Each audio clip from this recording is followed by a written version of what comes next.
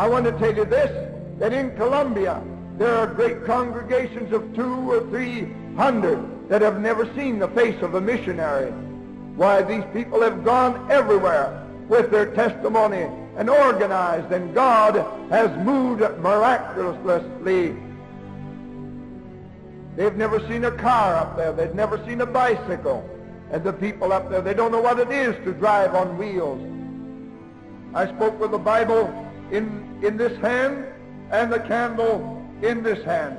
And I could walk among the people with my candle and preach the gospel as I walked around through the crowd, because that was the only way of getting as them all to hear.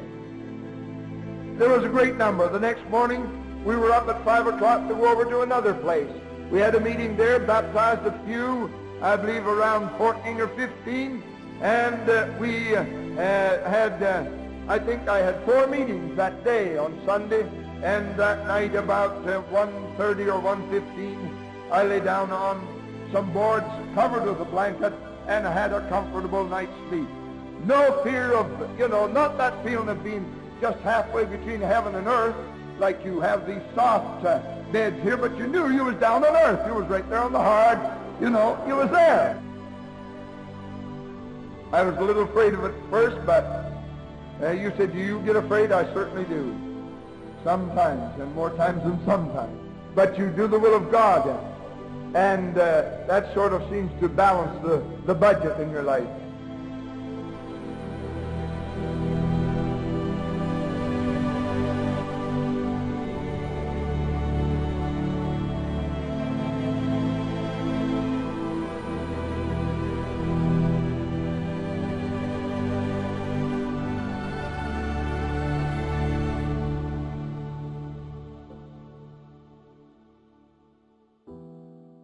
¡80 años!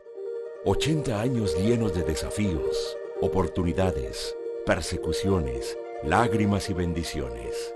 Un camino que se ha construido bajo la dirección de Dios, día tras día, noche tras noche, llevando el mensaje de salvación a todos los rincones de Colombia. Y no solo a este país, sino a muchos otros lugares en el mundo. Pero es hora de recordar y hacer memoria de las maravillas que el Señor ha hecho con nosotros, las cuales nos ha ordenado enseñar a nuestros hijos, para que la generación venidera lo sepa, aún los hijos que habrán de nacer, y estos se levanten y lo cuenten a sus hijos, para que ellos pongan su confianza en Dios, y no se olviden de las obras de Dios, sino que guarden sus mandamientos.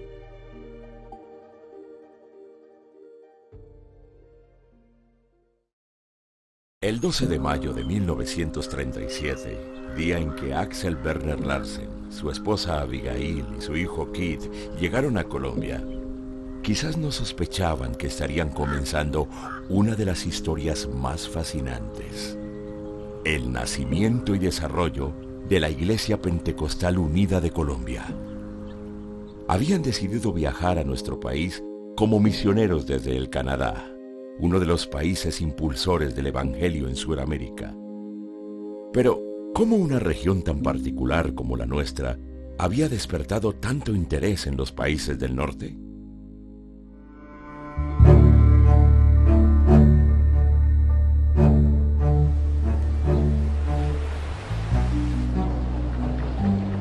Antes de la independencia de los países latinoamericanos, se consideraba nuestra región un territorio ya cristiano por estar regido por el catolicismo. Y aunque este dejaba mucho que desear, no se le quería ofender. No obstante, a principios del siglo XX, las sociedades misioneras del norte se interesaron en predicar el verdadero evangelio a todo el mundo. En Canadá, el trabajo realizado por las hermanas Davis en la provincia de Nueva Brunswick despertó el interés de varios hombres que veían nuestra región como un territorio lleno de almas esperando ser evangelizadas. Entre ellos, el canadiense Wayne Stairs, quien se convertiría en el gestor de la obra misionera que llegaría a Colombia años más tarde. El hermano Wayne Stairs adhiere o conoce el evangelio cuando tiene como 22 años y se vuelve pastor de un movimiento llamado el evangelio completo. Y dentro de ese nombre, que era muy genérico, tanto unitario como trinitario, él tiene la inquietud de las misiones en Sudamérica. Nunca la llamé una visión, sino más bien un sueño. Supongo que podría llamarse una visión nocturna. En mi visión nocturna yo vi a Sudamérica, vi a Colombia, vi la necesidad, vi este país con la mayor claridad con que podría ser visto. Yo escuché el llamado de Dios.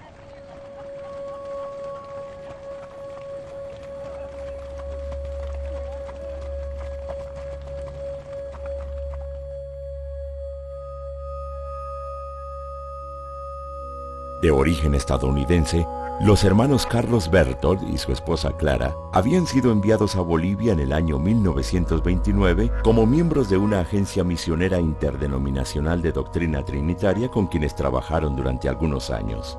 Sin embargo, el difícil terreno espiritual de Bolivia, junto con el deterioro de salud de la hermana Clara, les forzaron a regresar a los Estados Unidos.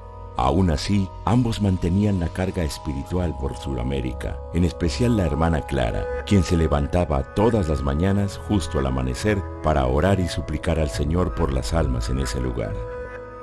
De regreso a su país, el hermano Carlos recibió el Espíritu Santo hablando en lenguas, pero esto causó gran disgusto en su agencia misionera, que no creía en la experiencia pentecostal, y los Berthold fueron desvinculados. Completamente solos, conocerían al hermano Winsters, quien les invitaría al Canadá para promover las misiones a Sudamérica. En este lugar, el hermano Berthold expuso las perspectivas de la obra en Sudamérica, y allí estaba el hermano Larsen. Al finalizar, el hermano Berthold su intervención preguntó: si Dios te llama, ¿tú irías a Sudamérica? Y el hermano Larsen levantó la mano. Ahí comienza la gestación de lo que más tarde fue, 5 años más tarde, fue la venida del hermano Larsen a Colombia, y lo que sucedió con su llegada y su ministerio en este país.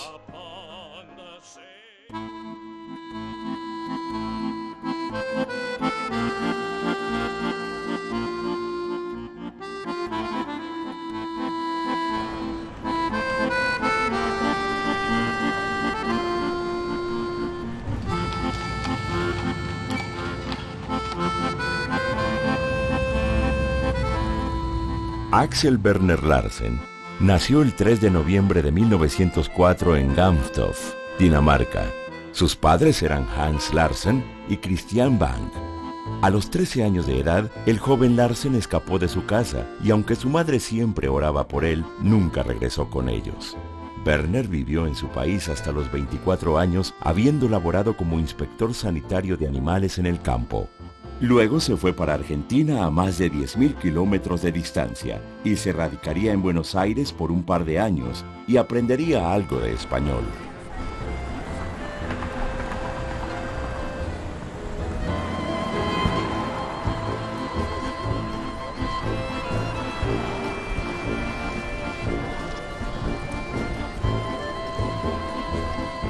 En Argentina la vida no sería fácil para Werner. Tuvo que trabajar cortando bosques en ambientes muy húmedos y precisamente allí perdería uno de sus dedos. Luego regresaría a Dinamarca por varios meses, pero las dificultades familiares le llevaron a emigrar a Canadá, en donde trabajaría en una finca de cuyo dueño llegó a ser muy amigo.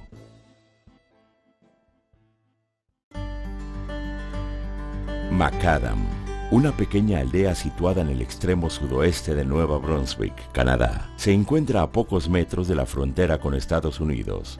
Con menos de 1.000 habitantes, en esta aldea funcionaba una de las estaciones de ferrocarril más importantes de los años 20, la estación de Macadam.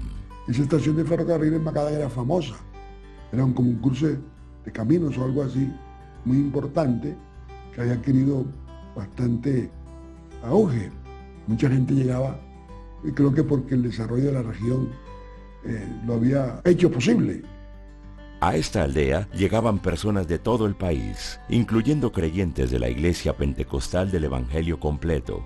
Werner Larsen trabajaba a pocos minutos del lugar. Los sábados bajaba al pueblo con sus compañeros, sus amigos, para divertirse, en lo que un mundano normalmente hace. Pero ese sábado que bajaron, había una campaña frente al ferrocarril. Así que él, frente a esa estación de ferrocarril, hay una carpa. Y entró con los amigos, y los amigos querían burlarse. Me dijo, no, yo no me burlo. Él venía de familia luterana. Creo que volvió a los 8 días, y entonces el evangelio lo toca, y él acepta al Señor. En una de estas carpas, Werner sintió la presencia de Dios por primera vez en su vida y continuó asistiendo a los cultos en espera de ser bautizado, pero el clima lo complicaba todo. Era época de invierno, sí, porque él acepta al Señor en enero, pleno invierno. Habría que esperar por allá abril o mayo para que se debiera el deshielo y la agua esté un poco más cálida. Werner insistía en ser bautizado, a pesar de las bajas temperaturas y el inclemente frío que había llegado con mayor fuerza que nunca. Así que estaba con hielo y estaban esperando ese tiempo. Y dijo, no, yo me quiero bautizar. Prefiero congelarme aquí que no quemarme en el infierno. Tuvieron que romper la capa de hielo y bautizarlo.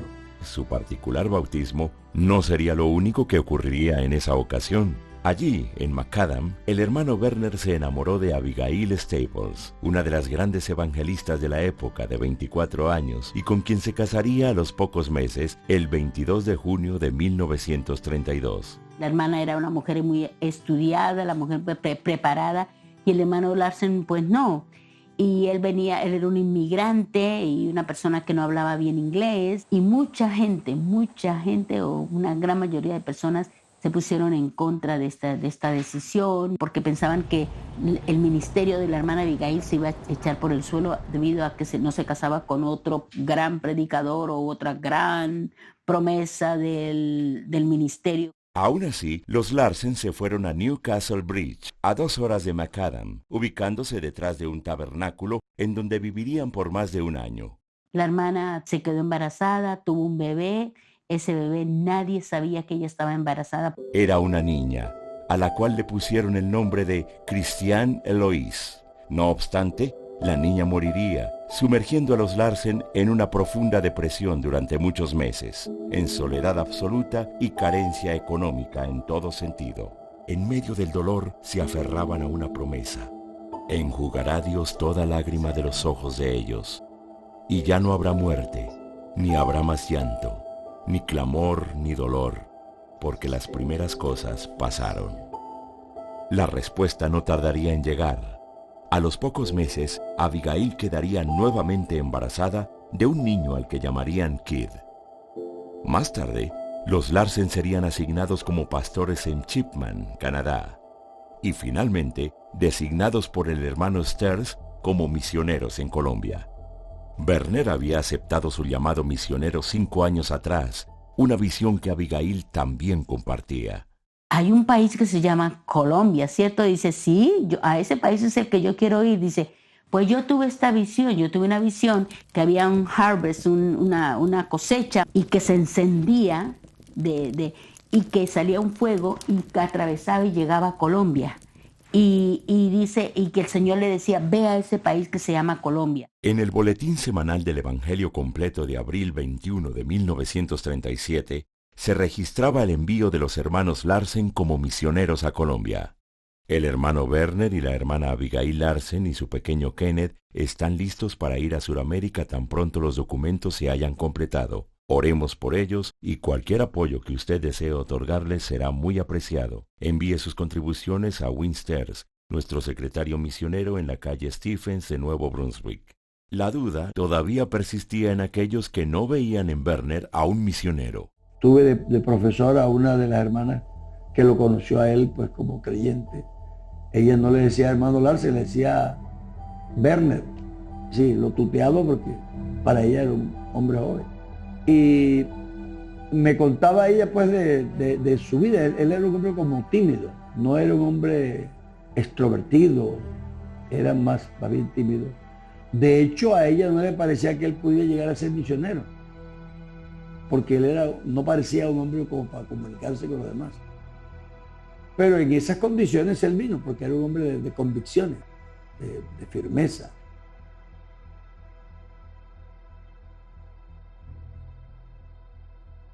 Con el apoyo de la iglesia canadiense y hechas las gestiones pertinentes, los Larsen viajaron de Fredericton a Nueva York en abril del año 1937.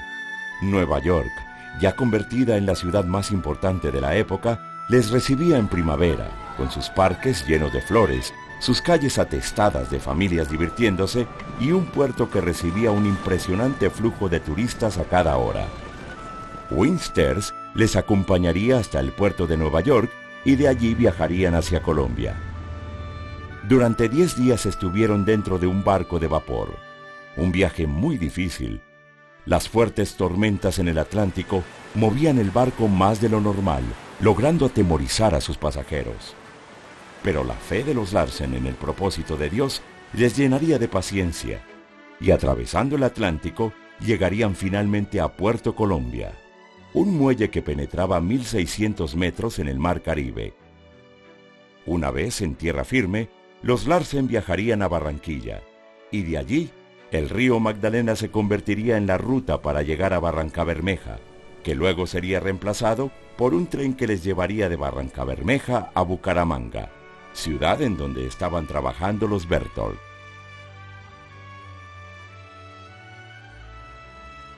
Un país completamente nuevo para esta familia misionera, que llegaba expectante a una tierra desconocida y a la vez exótica para los extranjeros que veían con precaución y a la vez asombro sus imponentes paisajes.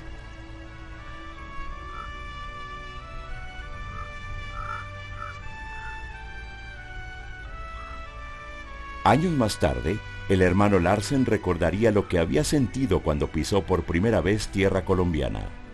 En ese entonces, no había ni un solo colombiano bautizado en el glorioso nombre de Jesucristo, ni sellado con el Espíritu Santo en poder pentecostal. No que nosotros hayamos traído a Jesús a Colombia, Él nos trajo a nosotros. No había ni un solo colombiano presente esperándonos aquel día del mes de mayo de 1937, cuando salimos del barco marítimo poniendo nuestros pies sobre la tierra de Colombia por primera vez. Pero el Señor de la mies estaba presente, dándonos la bienvenida a esa parte de su viña.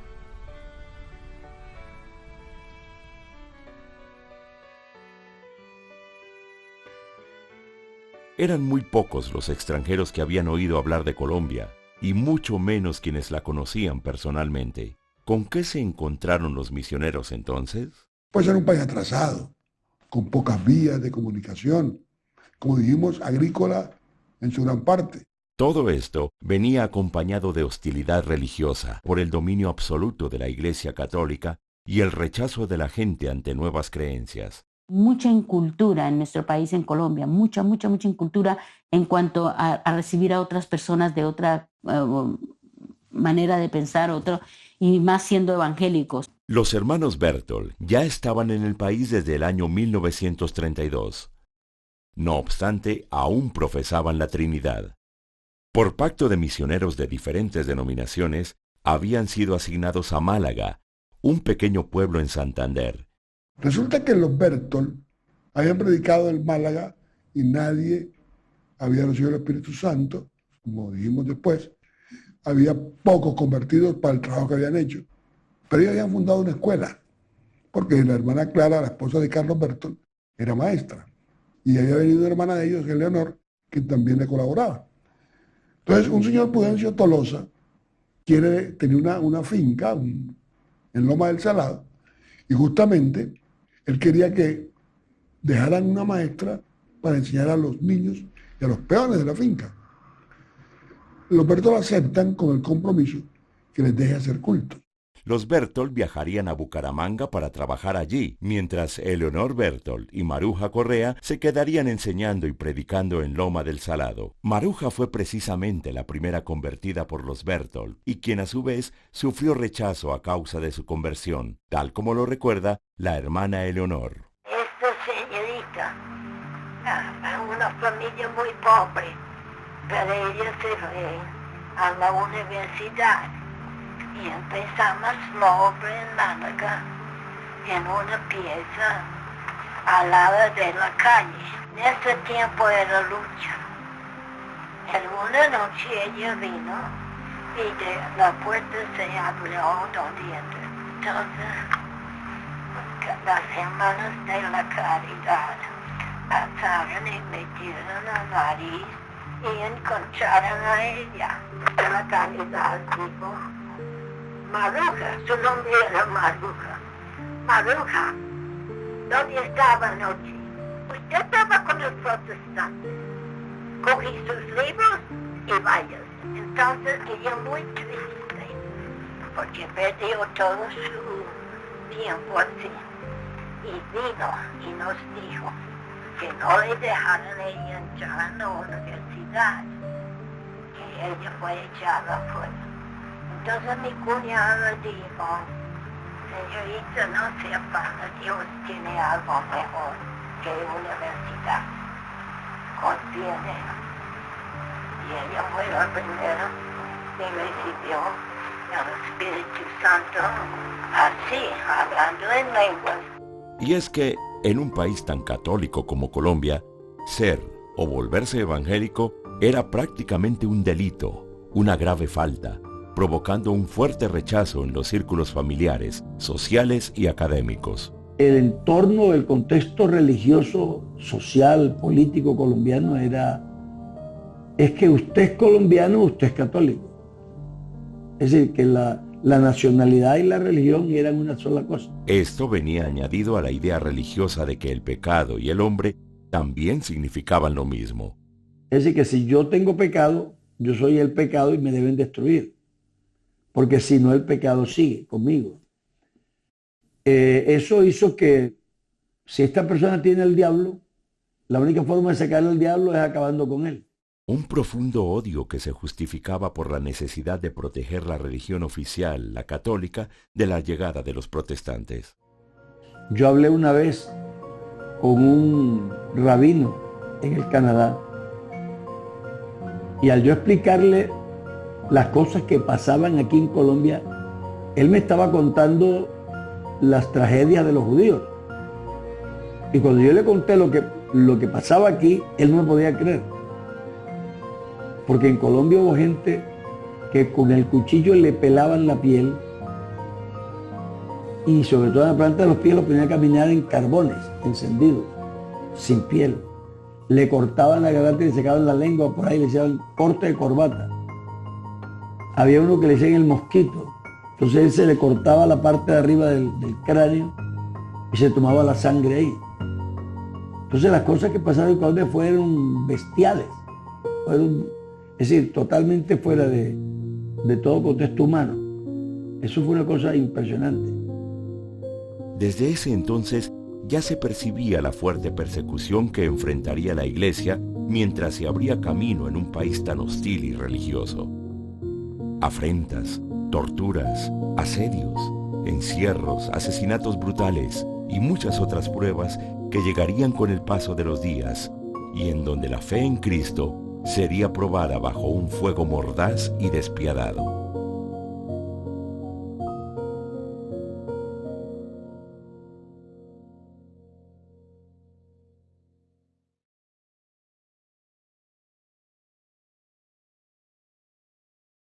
Los Larsen y los Berthold compartían la misma visión misionera, además de ser ambos apoyados por la Iglesia canadiense. Sin embargo, sus diferencias doctrinales eran evidentes. El hermano Larsen llegó a Bucaramanga en junio y encontraron una carta de los hermanos del Salado que les llamaban para que fueran a bautizar los creyentes allí en el Salado. Y entonces los hermanos Berthold fueron con los hermanos Larsen a dicho lugar. Y allí entonces se presentó la diferencia de que los hermanos Berthold habían bautizado a la gente siempre en los títulos Padre, Hijo y Espíritu Santo, porque esa era su tradición. Entonces el hermano Larsen les hizo ver que el bautismo era en el nombre de Jesús. Y precisamente fue la hermana Clara la que dijo que por qué no bautizarlos en el nombre de Jesús y probar a Dios a ver qué pasaba. Y bautizaron 52 personas ese día. Mi cuñada y su esposo, que era mi hermana, me bautizó a mí. Y la señora Clara y yo bautizamos a mi hermano. Era maravilloso como Dios obró después que bautizamos en el nombre de Cristo Jesús. Rápidamente, los nuevos bautizados serían llenos con el Espíritu Santo, por lo que los Berthold se convencerían del bautismo en el nombre de Jesús. Aún así, Enciso y sus veredas se habían convertido en lugares de muchos odios y afrentas contra el Evangelio, y muy pronto estas amenazas se harían realidad. El 20 de julio, los enemigos, asusados por el cura, vinieron de noche y le prendieron fuego a la casa. Mientras el misionero Larsen dormía con su familia, un grupo de hombres prendió fuego a su casa de tapias y caja de techo pajizo. La destrucción fue devastadora. Los Larsen lograron escapar intactos, pero perdieron todas sus pertenencias. Llevaban apenas un mes en Colombia. Los Berthold sugerirían entonces que los Larsen se trasladaran a Bucaramanga, mientras ellos se quedarían en El Salado, desde donde trabajarían en conjunto. No obstante, diferencias entre ellos les llevarían a tomar rumbos distintos a los pocos años. Los Larsen regresaron a Bucaramanga, procedentes de Loma del Salado, a finales de julio de 1937, para continuar de manera definitiva con la obra que los Berthold habían intentado comenzar días atrás. Maruja Correa viajó con ellos para ayudarles con el idioma, pero a los 5 meses, Werner ya predicaba en español. Para llegarle a la gente, Larsen se valía de un método muy particular. El hermano Larsen, como no era tan extrovertido, él encontró una forma de iniciar la obra poniendo Biblias en venta, es decir, ponía un puesto y vendía Biblias. Las sociedades bíblicas usaban el sistema de colportaje y su figura de colportores, que eran personas que visitaban los pueblos cargando sacos de Biblias, las cuales vendían al público y a la vez utilizaban como una oportunidad para evangelizar.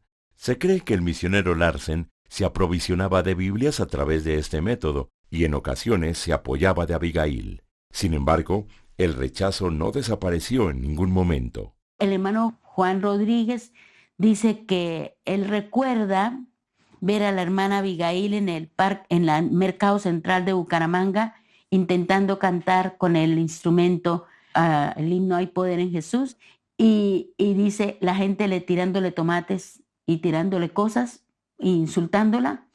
Y dice que la hermana seguía cantando y tocando, y veía, el hermano Juan decía, veía cómo le bajaban las lágrimas a ella de la situación. La hostilidad crecía con el paso de los días, pero los Larsen continuaban con su labor misionera hasta el punto de abrir un primer lugar de reunión, que quedaba muy cerca de la sede actual de la Iglesia Central de Bucaramanga. Allí también se convertiría Amelia Tobito, la primera colombiana bautizada por Werner en el nombre de Jesús. Después de ella fueron bautizados 3 hermanos más. Un bautismo que daba la primera satisfacción a los misioneros en un país tan católico como Colombia.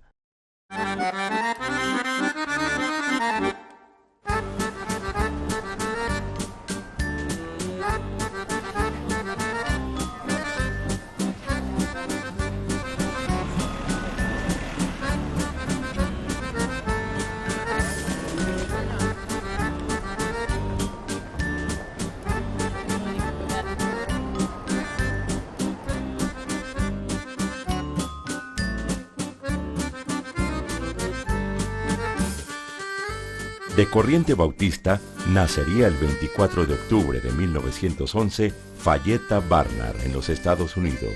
Mi abuela era una mujer pequeñita, medía creo que unos 50, era miniatura. Caminaba súper rápido, pasos pequeñitos, rápidos, y era una mujer muy dinámica. Fayetta creció y vivió en la ciudad de Meadville, Pensilvania, en donde fue bautizada en la Trinidad a sus 12 años. De su propia iniciativa, ella decidió ir a estudiar al Instituto Bíblico, el Moody Bible Institute, que queda ahí en Chicago. Y si uno se pone a pensar en la ciudad de Chicago, ella viniendo de un pueblo pequeño, la ciudad de Chicago en aquel tiempo era una gran metrópolis, y era el tiempo de Al Capone, era el tiempo de la Gran Depresión, o sea, era una ciudad que Son contrastes para mí muy fuertes. El peligro de vivir en una ciudad como Chicago no desanimó a Falleta, sino todo lo contrario. Le llevó a inscribirse en el curso misionero dictado por el Instituto Bíblico Moody. Desde temprana edad, Falleta soñaba con convertirse en misionera, por lo que su preparación, tanto bíblica como académica, tomó el primer lugar en sus prioridades. Era una clásica misionera. Lo que usted lee en los libros misioneros, ella era más o menos. Ella estudió primero administración de empresas y después estudió teología. Ella pianista clásica. Ella leía partituras, así, tocaba muy buen piano. En el Instituto Bíblico, Falleta conoció a Perla Cooper, de quien llegaría a ser muy amiga. No obstante, no compartían la misma fe, ya que Perla era de corte metodista, mientras Falleta era de corte bautista. Aún así, ambas sentían carga misionera por Sudamérica, y fue precisamente Perla quien encontró el mapa de Colombia en un libro de geografía, llamando de inmediato la atención de su amiga. Era muy poco lo que sabían de nuestro país. Tener un llamado misionero a un país como Colombia en esa época era como irse a lo más recóndito de la jungla, si uno puede imaginarse algo así en el tiempo de hoy.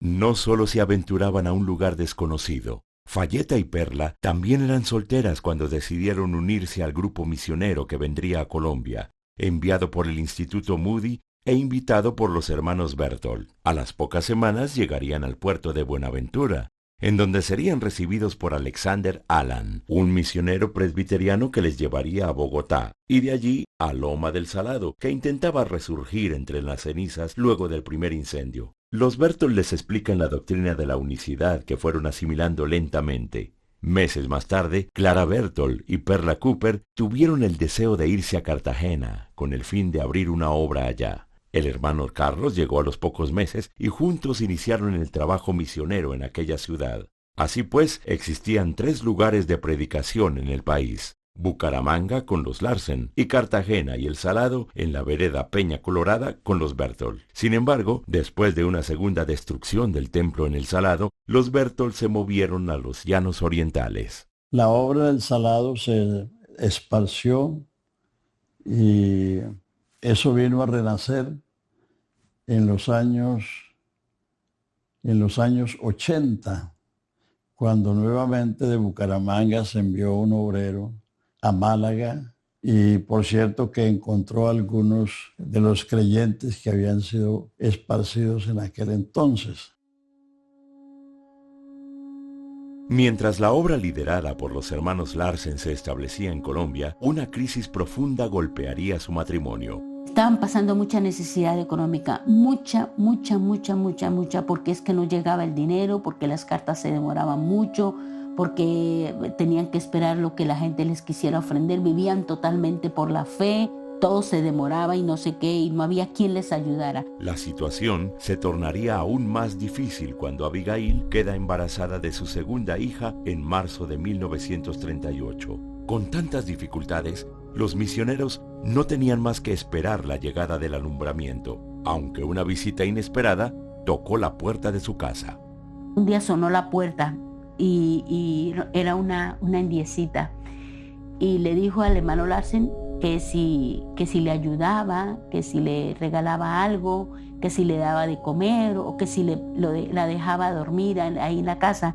Y él le dijo que no, porque no podía. Aunque Werner quería ayudarla, la escasez económica le hacía dudar, y aún más al enterarse de que la mujer estaba embarazada. Fue Abigail quien intercedió por ella ante su esposo, que insistía en su inconveniencia. Ella le dijo, no le diga que no. Si esta mujer viene a nuestra puerta pidiendo ayuda, hay cientos de personas que nos están rechazando y no nos quieren por una persona que venga a nuestra puerta diciendo que quiero estar con ustedes. ¿Por qué la tenemos que echar? Es una persona que necesita a Cristo, ella necesita oír el Evangelio. No le cierren la puerta, déjala que entre. Con cierta desaprobación de Werner, Abigail recibió a la mujer en su casa, a quien atendió como si fuera su propia hermana. El poco alimento que tenían lo compartió con ella, ya que sentía que Dios la había puesto en su camino con un propósito.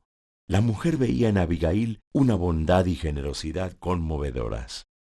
A los pocos días, la mujer daría a luz un niño, pero la situación de los Larsen se agravaría.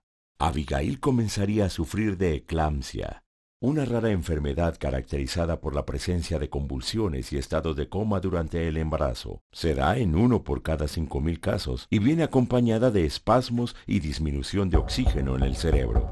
En medio de la desolación, Werner y Abigail buscaron ayuda en el hospital central, pero el rechazo por no ser católicos cerró cualquier posibilidad de recibir atención médica.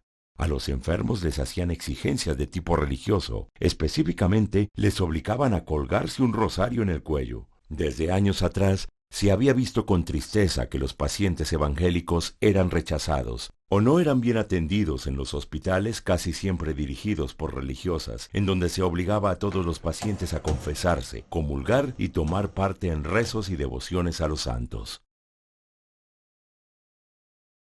Pero, ¿quiénes controlaban los hospitales? Las Hermanas de la Caridad y las Hermanas Capuchinas se habían convertido en uno de los grupos religiosos más radicales de la época, unidos contra todas las corrientes que buscaban, en sus propias palabras, contaminar el país con doctrinas extrañas, hasta el punto de prohibirles acceder a derechos básicos como la salud o la educación. Sin más salida, Werner estuvo luchando 6 semanas con la salud de su esposa. Eran noches oscuras, en las que se alumbraba con velas. Pasaba largas noches de vigilia a su lado, con la esperanza de que al día siguiente llegaría la enfermera prometida por los hermanos del Salado, y quien se demoró en llegar por derrumbes en la carretera.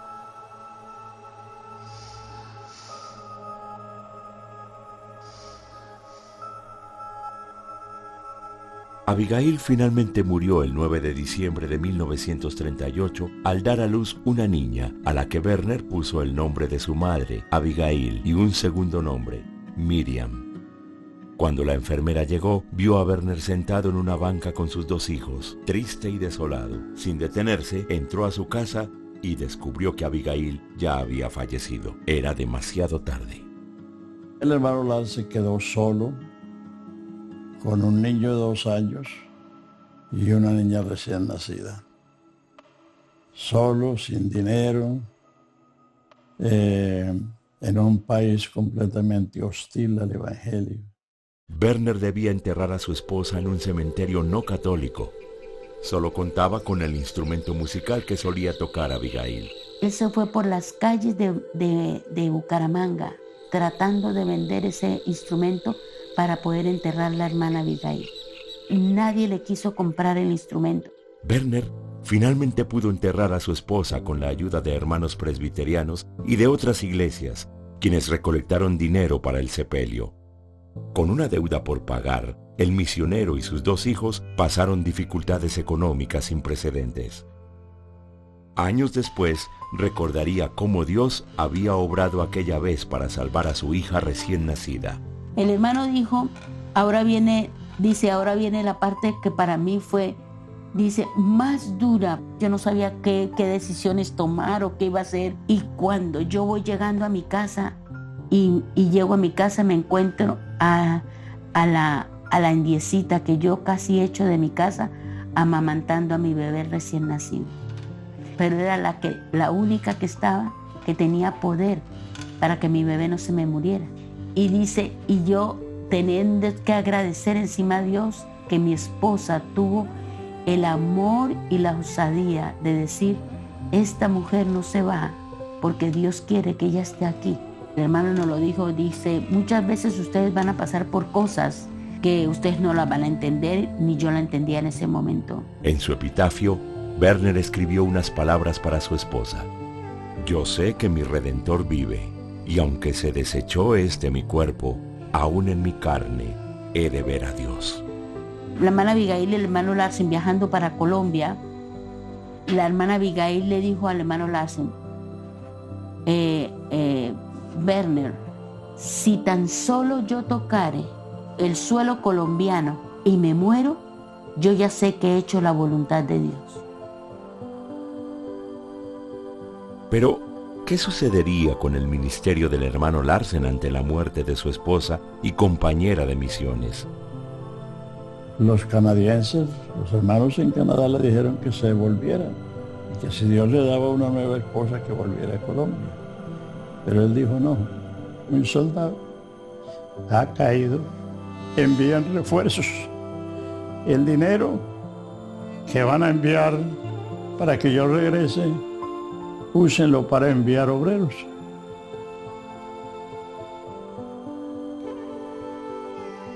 Mis amados hermanos, como ustedes habrán oído, nuestra hermana Abigail ha partido con el Señor.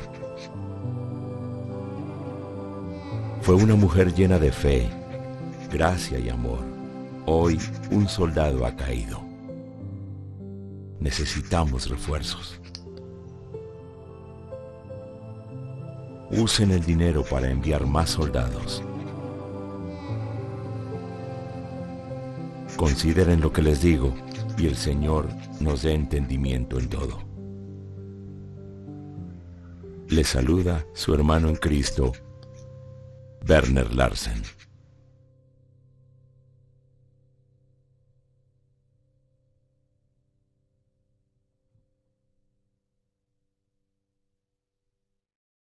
Sin duda, la muerte de Abigail tendría un impacto emocional profundo sobre Werner, cuya personalidad introvertida le impedía expresar abiertamente el dolor por la ausencia de su esposa. Ahí empezó la iglesia a mirar a Larsen como el líder que llegó a ser. Porque empezó a aflorar el tipo de persona que realmente era, a que lo conocieran como las personas que no lo habían conocido. Un carácter que se fortalecía en medio de las pruebas y en donde su fe y confianza en el Señor eran constantemente probadas. Fue un tiempo en que él llegó a pasar días en que no tenía sino arroz y leche para él y sus hijos. Porque en ese tiempo las cartas se demoraban meses. Entonces si le mandaban una ayuda de Canadá, eso no es como hoy, que llega rápidamente, ¿no? Ya para ese tiempo en el Salado, Perla y Fayeta tenían un grupo de jóvenes a quienes habían preparado, los cuales quedaron encargados de la obra allí, mientras ellas, junto con los Berthold, viajaron a Bucaramanga para ayudar al hermano Larsen. Fayeta, años más tarde, relataría su encuentro con Werner. Él era alto, buen mozo, pero muy triste. Yo veía a un hombre que estaba sufriendo de tristeza.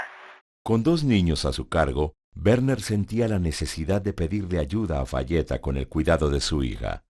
Me dijo, quiero preguntarle una cosa. ¿Quiere que me diga sí o no? Bueno, yo dije, ¿qué es? Él dijo, yo quiero que cuide a mi niña. Yo dije, bueno, Pearl y yo tenemos todo en común. Y ella estaba sentada allá. Yo dije, ¿está bien contigo? Ella dijo, sí, pero no era. Ella no le gustó. Una vez a solas, Perla reprendería a Fayeta por su decisión, a quien no le gustaba que su amiga tuviera tanta cercanía con el misionero.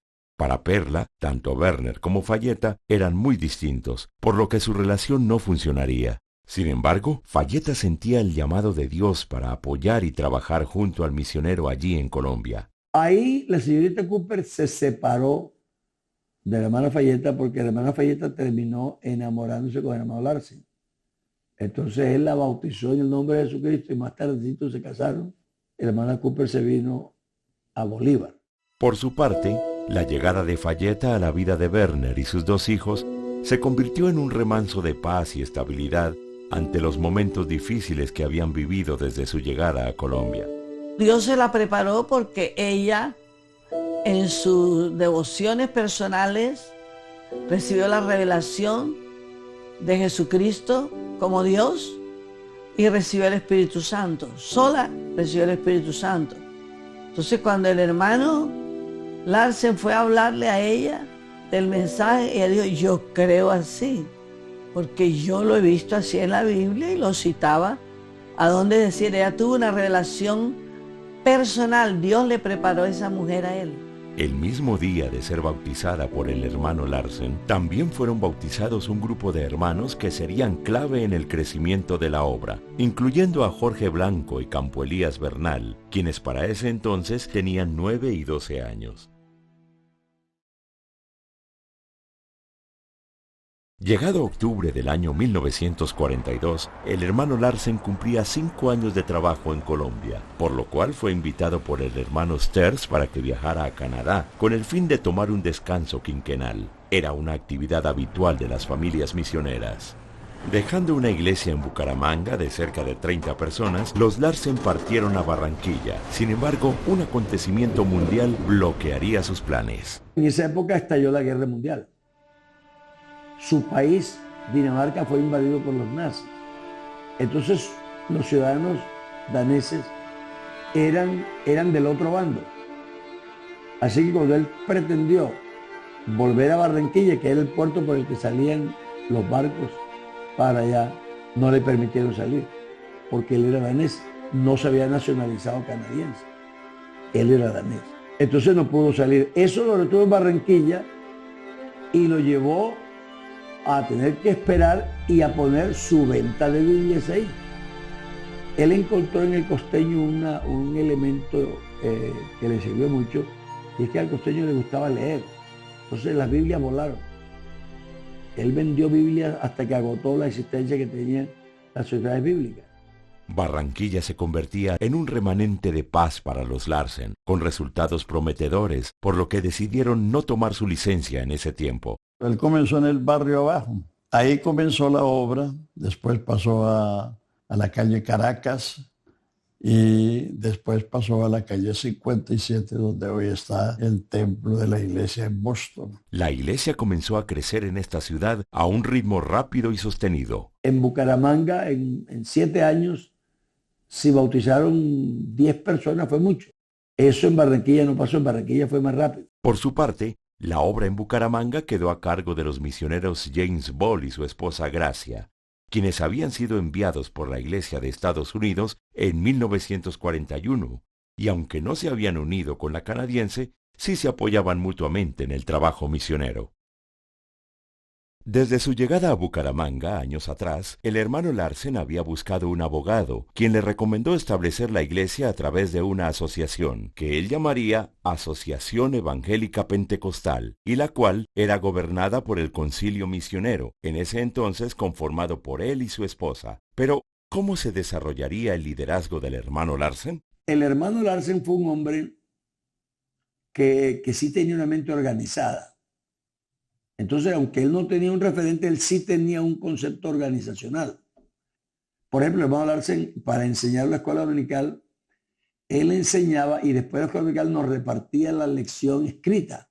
Werner era consciente de la importancia de capacitar a sus obreros para la obra. Dios le dio a él obreros activos, obreros que hicieron cierta obra que él no hacía.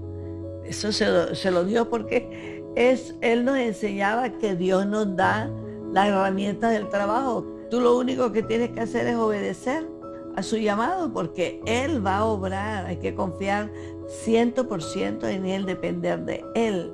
El hermano Larsen siempre enseñaba a los convertidos a servir y a trabajar sin descanso y sin pausa, ya que miles de almas estaban esperando a que alguien les hablara de Jesucristo. Teníamos unos cultos especiales en la central en Bucaramanga y habían invitado personas, habían pasado invitaciones, cantaba el coro, tenía todo preparado y mi papá se enfermó. Y mi mamá llama, pero urgente al hermano Larsen. Hermano Larsen, ayúdeme. Es que el hermano Campos se enfermó y yo necesito un predicador. Dice, ¿para cuándo? Dice, para mañana por la noche. Dice, salgo inmediatamente para Bucaramanga. En ese tiempo no era fácil llegar a Bucaramanga, desde Barranquilla. Cogió su jeep y al antecito del culto estaba llegando con polvo hasta la coronilla el hermano Larsen y la hermana Falleta, con una generosidad de apoyar. Ay, no, el camino es muy largo, yo estoy muy cansado, o no sé qué, no, de verdad. Y fue una bendición, una bendición. Una de las enseñanzas más comunes del misionero era la importancia de la oración y la necesidad de ser sensible al Espíritu. Me conmovió siempre su predicación con el quebrantamiento. Yo siempre lo recuerdo a él predicando y llorando. Era algo que para mí fue me tocó bastante su sensibilidad al espíritu y el amor. De él, que digo, un hombre íntegro, un verdadero misionero. Ahí escribo en el libro cómo era su ropa. No tenía 6 vestidos, tenía un solo vestido, porque todo el dinero que venía del norte era para los obderitos, como lo llamaba él. Él hablaba mucho en diminutivo, las dorquitas, las hermanitas, los obderitos. Y lo que recuerdo y aprendí, la sencillez, un hombre muy sentimental, muy espiritual, pero pocas personas lo veían reír porque él era como más dado a la oración. La hermana Fayetta Larsen también se convertiría en un ejemplo a seguir en palabra, conducta, amor, espíritu, fe y pureza. Una mujer muy activa, llena de virtudes, una gran maestra. Nos enseñó el verdadero servicio a Dios, cómo se debe hacer. Fayetta, precisamente, compartía sus conocimientos en música con los obreros, una herramienta fundamental en el evangelismo. Todos los hermanos, todos los obreros que salieron del ministerio de mi abuelo y de mi abuela, de los Larsen, todos tocan el acordeón y todos evangelizan con un acordeón. Sí, el hermano Eliseo, el hermano Luis Fontalvo, la hermana Isabel, el hermano Álvaro, la hermana Laverne, todos, el mecanismo que ellos usaban era irse a una plaza en alguna parte y empezar a tocar un himno en un acordeón, y cuando la gente se rodeaba, entonces nos evangelizaban. Ella entrenó al hermano Manuel Bernal, ella entrenó a mucha gente. Les enseñó a tocar el piano, les enseñó a tocar el acordeón, a cómo usar ambas cosas dentro del ministerio del evangelismo. Dios, bajo el liderazgo de los hermanos Larsen, se glorificaba entre su pueblo, añadiendo cada día a la iglesia los que iban a ser salvos. Había algo que uno no podía explicar, y era el denuedo con que hablaban esos hombres. No eran muchos porque no había muchos predicadores, ya les digo, el grupo era pequeño, pero hablaban con todo el alma, con todo el corazón, daban el mensaje que traían, y eso era lo que convertía a los pecadores. Los frutos de su trabajo no solo se verían reflejados en los nuevos convertidos, sino también en la dedicación del templo en Barranquilla años más tarde, cuyas bancas había construido el mismo hermano Larsen. Pero mientras la iglesia en Colombia crecía y se fortalecía con la dirección del Señor, la organización del norte sufriría un cambio en el año de 1946, cuando nuestra organización madre en Canadá, la Iglesia Pentecostal del Evangelio Completo, decide unirse con la Iglesia Pentecostal Incorporada de los Estados Unidos con el fin de reunir en una sola organización las iglesias del nombre. Con 35 votos a favor y 2 en contra, la fusión fue aprobada, y de la cual nacería la Iglesia Pentecostal Unida, cuyo director de misiones extranjeras sería el hermano Win Sters. Así, la iglesia en Colombia pasaría a depender de la nueva organización. Sin embargo, esta fusión en Norteamérica traería años más tarde consecuencias inesperadas para Colombia.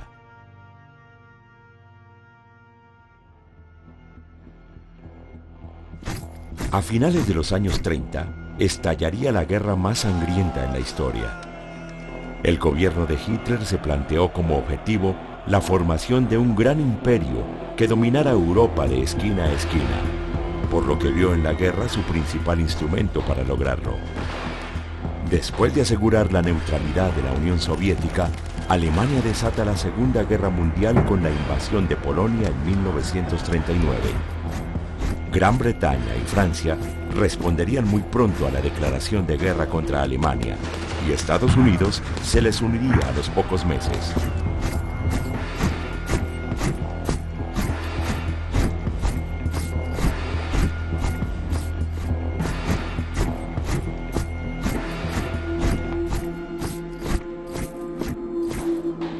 Pero allí, en medio de esta confrontación bélica, Dios estaba preparando a un soldado para la batalla espiritual que enfrentábamos en esta región de Sudamérica. La petición del hermano Werner, cuando murió su primera esposa, pidiendo más soldados, sería respondida en forma literal. pues precisamente desde el campo de batalla llegaría el soldado Bill Drost, un guerrero que vendría a militar en esta viña del Señor. Pero, ¿quién era Bill? ¿Y cómo era su vida antes de llegar a Colombia? Mi padre era de esta parte de Canadá que se llama New Brunswick, que es la parte este, es la parte más, una de las partes más pobres de Canadá. Y mi padre era de un pueblo muy pequeño, un pueblo que se llama Minto. Y fuera del pueblo, mis abuelos tenían una finca, pero muy pobres, muy pobres. Y mi abuelo murió cuando mi padre tenía 10 años y con esa edad no había dinero, tenía unas vacas y unos animales, pero no había dinero. Y mi padre tuvo que ir a trabajar con 10 años en las minas. La muerte de su padre afectó profundamente a Bill. Para ese entonces, su familia se había acercado al cristianismo, pero no de la forma más correcta. Before his father died, the family had met a sect of preachers called the Go Preachers. These people didn't believe in church, they just had house meetings, and they were vehemently against church. But Bill saw that there was definitely a change in his parents' life, and he'd get up in the morning and hear his mother praying for her family. A sus 10 años, Bill vio y conoció a un grupo de pentecostales que hablaban siempre del Espíritu Santo. Además, uno de sus grandes amigos se había convertido por su mensaje, por lo que Bill decidió asistir a una de sus reuniones, causándole un gran disgusto a su madre. His mother made it a more complicated story. She was very convinced about what the Go Preachers taught her, and she had it in her head that whatever they said was perfectly correct. Atemorizado por las amenazas de su madre, Bill decidió alejarse del grupo, pero 4 años después sentiría el deseo de visitar nuevamente a los pentecostales. Siempre mi padre sentía un llamado. No sabía a qué, pero sentía un llamado. Y cuando él primero conoció a Jesús, eran unos cultos en carpa que había cerca de donde vivía mi padre. Y mi padre fue ahí y encontró al Señor y fue lleno del Espíritu Santo y su vida cambió. Durante aquellos años, Bill también conocería a Win Sters, a los esposos Berthold y a Werner Larsen, quien aún no había viajado a Colombia. Al igual que Werner, Bill también llevaba la misma carga por el Evangelio. Años más tarde, los vientos de la Segunda Guerra Mundial llegarían al Canadá. Para Bill, unirse al ejército sería la oportunidad perfecta para iniciar su trabajo como evangelista. One day he approached 2 young men, and this young soldier looked at him very closely, said, "It's all right for you, you're a civilian. You want to join the army and show your Christian faith there, see what it's like." This struck a chord with Bill. And while he was on the tram rattling home, he decided that very evening he would go and join the army because it would present a unique opportunity to talk to young men and to evangelize them. Durante sus entrenamientos para la guerra, Bill conocería a Ruth Evelyn McNeil, una joven de la provincia de Ontario, quien tocaba la guitarra y el acordeón en la iglesia local. Sin embargo, pese a conocerse y enamorarse, eran pocas las oportunidades que tenían para verse. Entonces estaba con el servicio Canadá y ella no podía viajar, ella tenía que tener permiso para todo. Al poco tiempo, Bill viajaría a Europa con la promesa de regresar y reencontrarse con Ruth años más tarde. Pero una vez en la guerra, la fe de Bill comenzaría a ser probada. He was a Pentecostal boy, and he decided he was going to keep his praying and his witnessing and everything else. And of course they ripped him. They called him hallelujah, amen, and all kinds of things. And of course he had a problem too with the officers. It had never occurred to Bill that he would have to kill a man. And when one day they were being lectured about killing people, Bill thought about it, and the Holy Spirit spoke into his spirit, which caused him to laugh. And Bill just started laughing while the lecturer was lecturing, and Suddenly Bill realized there was a deathly silence in the room, and all eyes were looking at him, as were the eyes of the instructor, who was absolutely irate. Would you care to tell us what you're laughing about, Dross? Well, Bill just told them straight out. The Lord had told him he'd never have to kill a man. Now, this instructor, he'd met all kinds of people, but he'd never come across this before, and he didn't quite know how to act. Sin embargo, un acontecimiento más importante vendría en camino, y en donde Bill finalmente entendería el plan de Dios con Colombia. Me acuerdo de mi padre diciéndome de que fueron y tenían que derrumbar un puente, porque los alemanes estaban pasando por ese puente, y era un puente estratégico, y les mandaron a ellos porque mi padre era minero. Los alemanes habían rodeado el puente por todos los flancos, por lo que los canadienses debían dejar una carga de dinamita debajo de él sin que se dieran cuenta los otros. El primero que fue, lo mataron. Y en general, pues le dijo a otro, tú tienes que ir. Y él salió corriendo, escondido, y también lo mataron. Y el general dio la vuelta y miró a mi padre y dijo, Bill, tú vas. Y mi padre pensó, me acuerdo de mi padre diciéndome, yo pensé que a lo mejor este es el fin. Y él dijo, voy a salir alabando a Dios. Y él salió, estaba cantando, alabando a Dios, pero también escondiéndose un poco, ¿no? Y él oía los disparos y oía las balas que pasaban por su cabeza, y llegó al puente, plantó la mina y puso la bomba y se dio la vuelta para volver. Cuando dio la vuelta, el cielo se abrió y vio como la gloria de Dios, y vio una visión y un mapa de Sudamérica y un fuego en el mapa, y oyó una voz que dijo, que le indicó de que él iba a ser misionero ahí.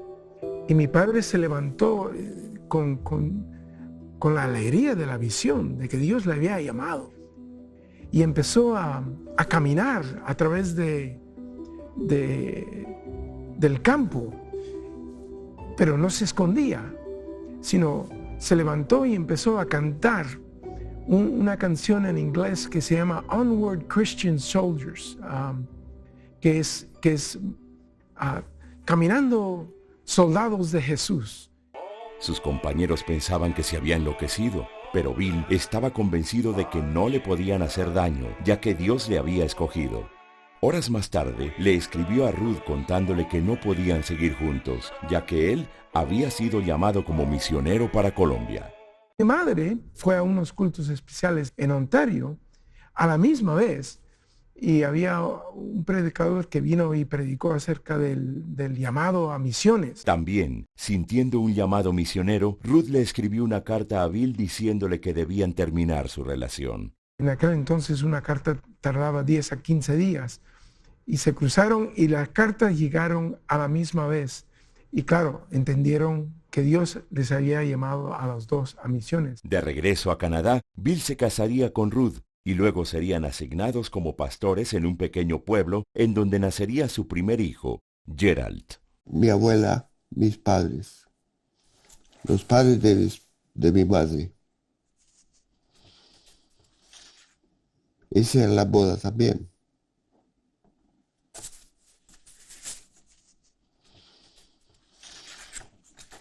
Esa es una foto de ella cuando se casó, mi madre. Una vez los documentos para viajar a Colombia estuvieron listos, los Droz se despidieron de su iglesia local en marzo de 1948.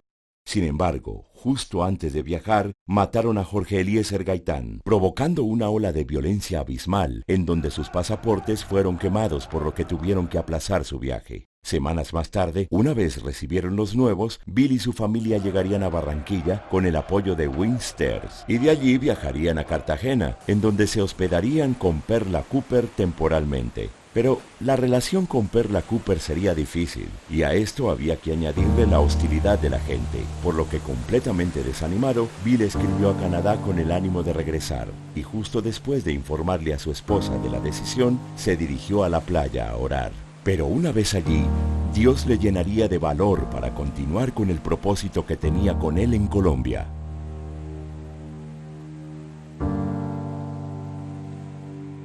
Para finales de los años 40, el Valle del Cauca había recibido a diferentes denominaciones y predicadores evangélicos que intentaban establecer una obra misionera en esta zona del país, entre ellos Sanford Johnson, un hermano canadiense quien había llegado a Colombia de forma independiente, y ahora, junto con su esposa Eleanor Gamblin, sembraba la primera semilla del evangelio en Cali, pero a un costo altísimo. Sanford had built a little chapel. He lived in the most primitive conditions. He had a room that was divided by a curtain for the kitchen and the bedroom. The rest of the little place he'd try to build pews to have as a church. But the man was dying of cancer.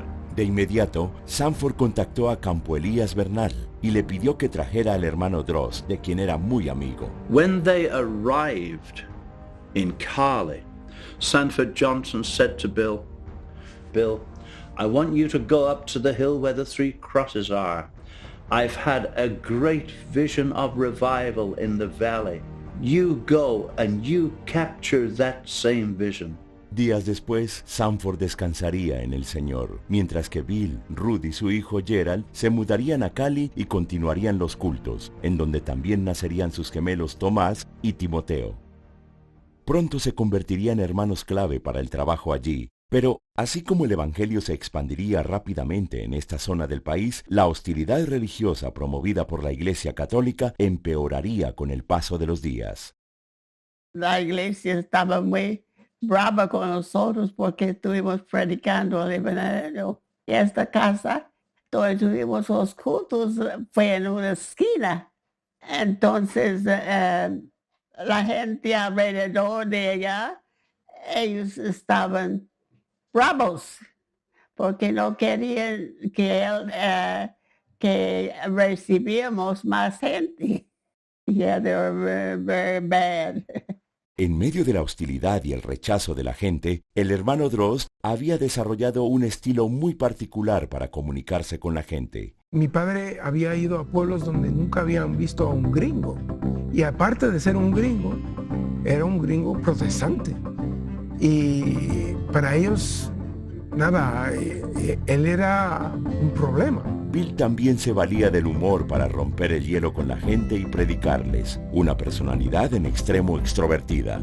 Él era, pues que él hablaba, un cómico, pero decía lo que quería decir en medio de su comicada, él era espiritual, pero a su manera, brincaba, saltaba, si era de predicando correr y brincó una silla, la brincaba.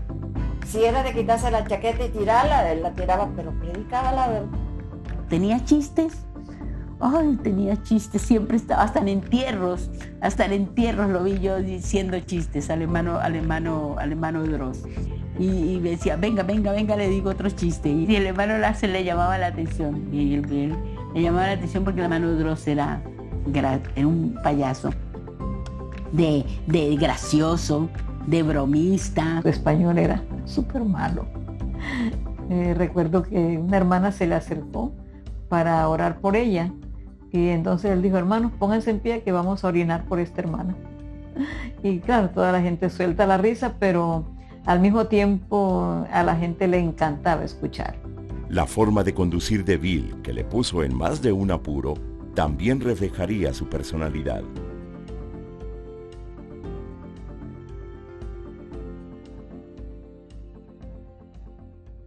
Sally Lemons, una misionera del norte, también trabajaría con los Droz en el Valle del Cauca, al tiempo que surgía un gran avivamiento del Espíritu Santo. Como una de mis, ¿qué le digo? De mis pasiones fue el evangelismo. Entonces, me toca mucho pensar en la pasión por las almas que tenía el hermano Droz. El hermano Droz vivía para el pecador. Si Dios lo sacaba de la cama a la hora que fuera, Él estaba listo para atender a un pecador. Donde fuera, en la calle, yo estuve muy cerca de Milagros en su ministerio evangelístico. Podía evangelizar a un niño, como evangelizar a un joven, como evangelizar a un anciano. Él le encantaba el pueblo colombiano, me lo dijo a mí. Me dijo, me encanta Colombia, me gusta el país, me gusta el colombiano, porque el colombiano es inteligente. Well, you see, in Spanish it says, arrepentidos y bautícese cada uno para el perdón de sus pecados y recibiréis el don del Espíritu Santo. And that means you repent and you're baptized in Jesus' name for the pardon of your sins. Well, you see, those Colombians, they confess their sins and confess for the pardon. Now they get a baptism that gives the pardon for your sins. And so it means everything. And let me tell you, it means just what it says.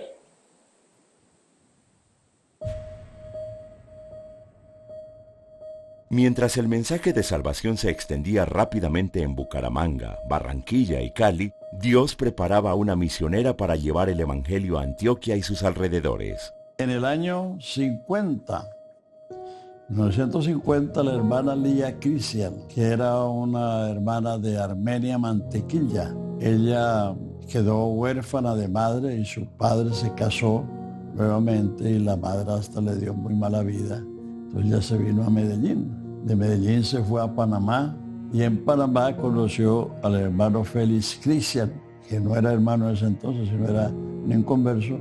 Félix Crisia, de origen polaco, trabajaba como agente especial de la CIA para los Estados Unidos. Desde Panamá, Lía y su esposo viajarían al país del norte, en donde se radicarían por un tiempo.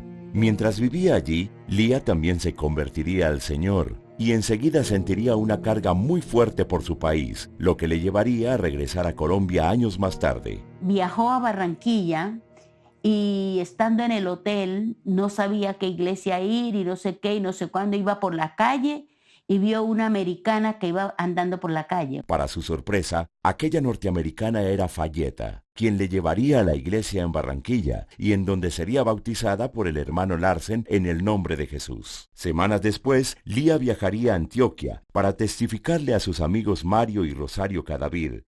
Esa Lía Cristian se fue por todo el Urabá a evangelizar y ella, de esas cosas que Dios hace, logró evangelizar a un líder de los de ese sector, que era el hermano Arturo Estrada, que él no era un hombre educado, pero era un hombre que era inteligente y con liderazgo natural. Y ese hombre agarró el evangelio con una fuerza que llenó todo ese Urabá del evangelio. El hermano Mario igual aquí, trabajó con el hermano Larsen, se mudó aquí un tiempo y con ellos trabajaron. En esa misma época se convirtió el hermano Zúñiga. El hermano Zúñiga en Cartagena pertenecía a una iglesia, se llamaba Cristo Rey, algo así, y era como bautista. Dios derramó su Espíritu Santo, ellos tuvieron revelación, fueron a Barranquilla, el hermano Larsen los bautizó, y ahí entraron como 5 líderes, pero que eran muy buenos. La hermana Lía Crisiak, quien actualmente vive en Itagüí, Antioquia, cumple este año 103 años, convirtiéndose así en el creyente más anciano de nuestra iglesia y testigo directo de la obra de Dios en nuestros inicios. Para la misma época, también llegaría a Colombia el misionero Louis Morley, de origen inglés, quien luego se casaría con la hermana Sally Lemons, y juntos apoyarían la labor misionera en distintos lugares del país. El turno llegaría años más tarde para Bogotá, gracias al trabajo de William Thompson y su esposa Molly, una pareja de misioneros enviados por una iglesia trinitaria de Inglaterra. Mis papás en el año 1947 al fin pudieron conseguir las visas para venir a Colombia. Al principio no estaban dejando entrar a nadie porque fue cuando comenzó, había ese alboroto en Colombia de diferencias y políticas y todo. Pero fueron los últimos misioneros que aceptaron al país antes de que cerraran las puertas a más misioneros. Los indígenas de la Sierra Nevada serían los primeros evangelizados por los Thompson.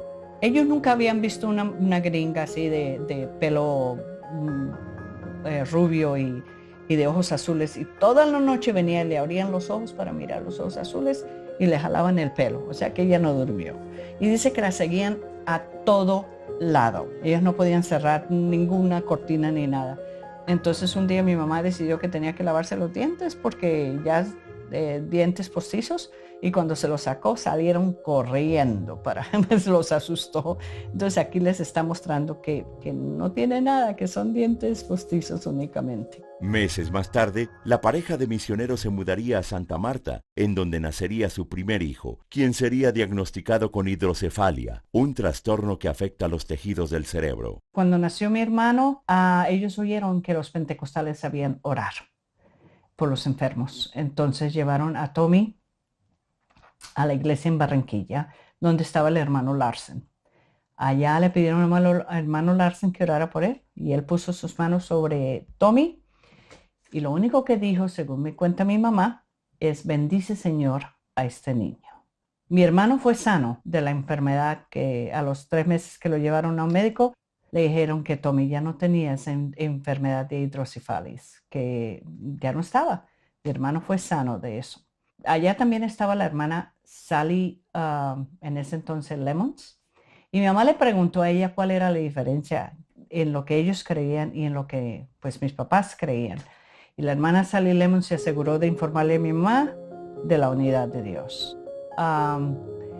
Mi papá siempre tuvo problemas con la Trinidad, por eso le fascinó, y esto decidió que él iba a seguir así, y renunció a la iglesia de la cual eran misioneros. El hermano Thompson y su familia regresarían a Londres y se unirían a la Iglesia Pentecostal Unida Internacional, y bajo el convenio con la Iglesia canadiense serían enviados por el hermano Sters a Bucaramanga, en donde predicarían durante varios años. Annette también nacería para aquella época y luego serían enviados a Bogotá. Pero, ¿cómo se adaptaría esta familia al trabajo misionero en la capital? Mi papá era el serio de los dos, siempre serio. Él no le tenía miedo a nada. Primeramente, para conocer una ciudad, para saber cómo era, él cogía un bus desde donde vivía hasta el otro extremo de la ciudad, y después allá volvía y cogía el bus de regreso. Y esa era la forma que él comenzaba a conocer la ciudad, para ver dónde testificar, dónde hablar. Por su parte, la hermana Molly comenzaría a caracterizarse por su sencillez y buen humor. Mi mamá, ella era diferente, ella era la que era misionera. Ella siempre decía: yo no soy esposa de misionera únicamente, yo soy misionera por llamado. Ella hacía que la casa estuviese feliz. Mi papá viniera a una casa de amor donde siempre estábamos contentos, pero ella no tenía miedo de viajar y predicar. Su compañera siempre al principio era la hermana Gabriela, y después otras hermanas la acompañaban. Muy querida, muy sincera, muy sencilla. Decían que ella era, que como que no le ponía cuidado. Sí le ponía cuidado, lo que pasa es que manejaba la situación diferente a las otras porque no tenían que ser iguales. Pero correcta, servidora y consagrada. Buenos recuerdos de Colombia.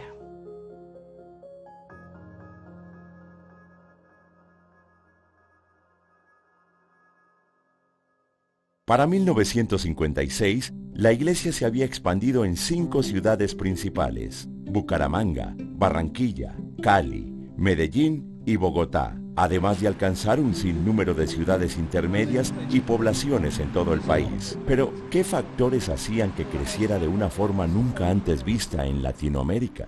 El interés que tuvo la iglesia, hay que reconocerlo, en enviar misioneros, porque fueron varios los misioneros que llegaron. El hermano Dross, el hermano Sally Lemos, el hermano Morley, hubo una hermana Berta Carpentier, el hermano Ball, que trabajó en ausencia del hermano Larsen y se quedó unos años más. Entonces uno ve que eran varios, el hermano Johnston mismo, que estuvo en Cali. Y fue un empuje que se le dio a la obra en ese sentido, ¿no? Dios sabe por qué lo permitió. También es muy de destacar en ese tiempo la claridad que tenían algunos. Por ejemplo, cito al hermano Eliseo Duarte. Eliseo Duarte toma la dirección de la iglesia en fundación en el año 59, cuando el hermano Miguel Mariano Peña se va de misionero al Ecuador, y él tiene una claridad. Él había leído un libro que me contó él mismo, Pasión por las Almas. Eso lo tenía muy dentro. Y él, cuando llegó allá a fundación, lo que hizo fue comenzar a abrir obras en diferentes pueblos del Magdalena, lo que hoy es Cesar, ¿no? Y La Guaira. Entonces eso, fíjense que esto se dan todas las circunstancias que ayudan a que la palabra de Dios vaya. Dentro de los líderes que empezaban a surgir en Colombia, se destacaría Campo Elías Bernal, quien trabajó muy cerca de los misioneros durante muchos años y que llegaría a convertirse, años más tarde, en el primer pastor de origen colombiano. Campo Elías era un hombre con unas relaciones humanas extraordinarias. Yo creo que en la iglesia nuestra no ha habido un hombre con unas mejores relaciones humanas que el hermano Campo Elías. Sabía relacionarse muy bien, tenía esa capacidad de llegar a las personas.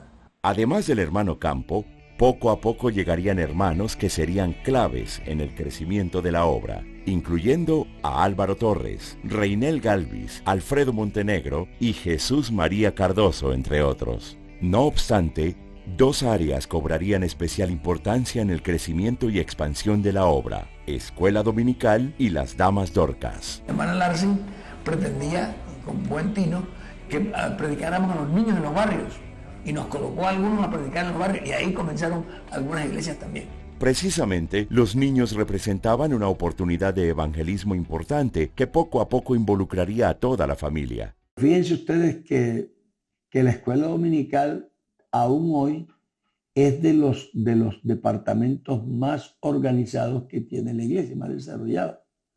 Produce sus lecciones, produce sus ayudas didácticas, produce la preparación de los obreros, los cursos que se dan. Las Damas Dorcas también se convertirían en un pilar fundamental en el desarrollo de la obra en Colombia, un área que surgiría inicialmente bajo el liderazgo de las esposas misioneras. Ellas eran tres, la hermana Molly de Thompson, la hermana Ruth y la hermana Fayeta, completamente diferentes las tres, la una de la otra, pero se complementaban.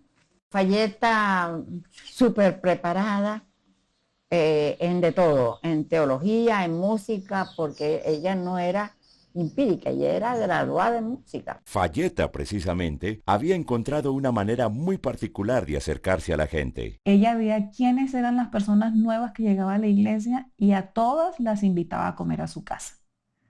Un domingo las invitaba y esa era la manera de ella integrar a esas visitas, hacerlas sentir bienvenidas a la iglesia. Hermana Ruth muy callada, muy recogida.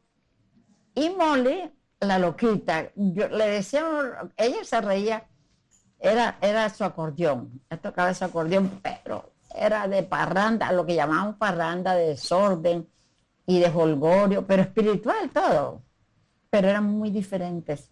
Las Dorcas, la idea vino de la hermana Ruth de Dross.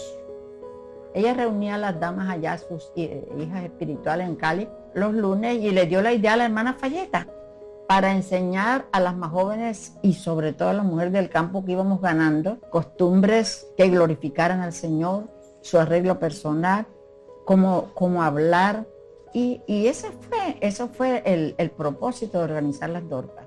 Una generosidad permanente en el servicio que, combinada con una estructura organizacional clara y la formación permanente de líderes locales en distintas áreas, llevarían a la iglesia colombiana a convertirse en un caso de éxito que atraería la atención de toda la región. Esta iglesia colombiana se convirtió en la iglesia estrella de la obra que los americanos y canadienses hacían en el extranjero, porque había sido antes la India. Fue una obra muy grande, pero esta fue la última. Entonces, cuando esto se empezó a mover realmente, empezó a traer la atención. Con un crecimiento acelerado en las regiones principales de Colombia, Dios respaldaba el trabajo de sus siervos en la expansión del Evangelio con milagros, prodigios y nuevos convertidos. No obstante, una situación muy particular en las iglesias del norte vendría a transformar la estructura organizacional en Colombia.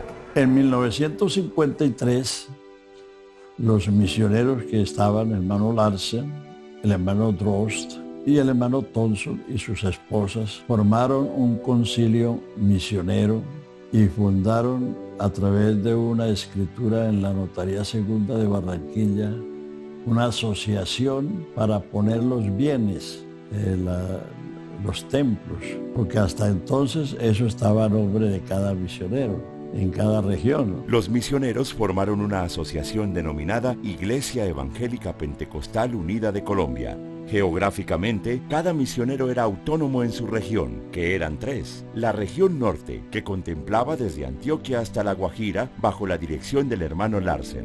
La región occidental, liderada por el hermano Drost, que cubría el Valle del Cauca, Nariño, el Viejo Caldas, Huila, Tolima y Caquetá. Y la región oriental, que incluía Cundinamarca, Boyacá, los Santanderes y los Llanos, bajo la dirección del misionero Thompson. En el año 1958, el hermano Bill Drost y su familia se trasladarían a Uruguay para continuar con el trabajo misionero en ese lugar, quedando el hermano Morley y su esposa Sally a cargo de la región occidental. De esta manera, funcionaría la iglesia hasta obtener su personería jurídica por parte de la Gobernación del Atlántico en el año 1963. Así se trabajó y ya más adelante ellos nombraron al hermano Campo Elías como un presbítero nacional para que ayudara en las situaciones que se presentaban con pastores o con iglesias. Al mismo tiempo, un conflicto surgiría en Norteamérica y que se relacionaba con la fusión que habían firmado las iglesias canadiense y estadounidense a mediados de los 40. Los canadienses hicieron un convenio con la iglesia americana, que en realidad no era la iglesia americana, es decir, esas iglesias no existían como organizaciones. Eran grupos cristianos que se fueron conociendo y por eso le pusieron Iglesia Pentecostal Unida, porque un poco de grupos independientes se unieron para trabajar.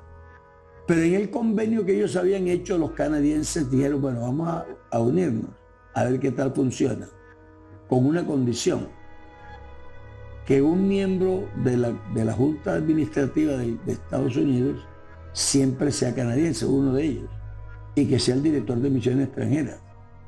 Ese convenio se hizo, se aprobó y arrancó el trabajo ya de las dos iglesias formando una, pero ya la iglesia nuestra estaba formada, porque eso ya fue en el 45 y ya la iglesia nuestra llegó aquí en el 37, así que ya estábamos corriendo y teníamos unas congregaciones.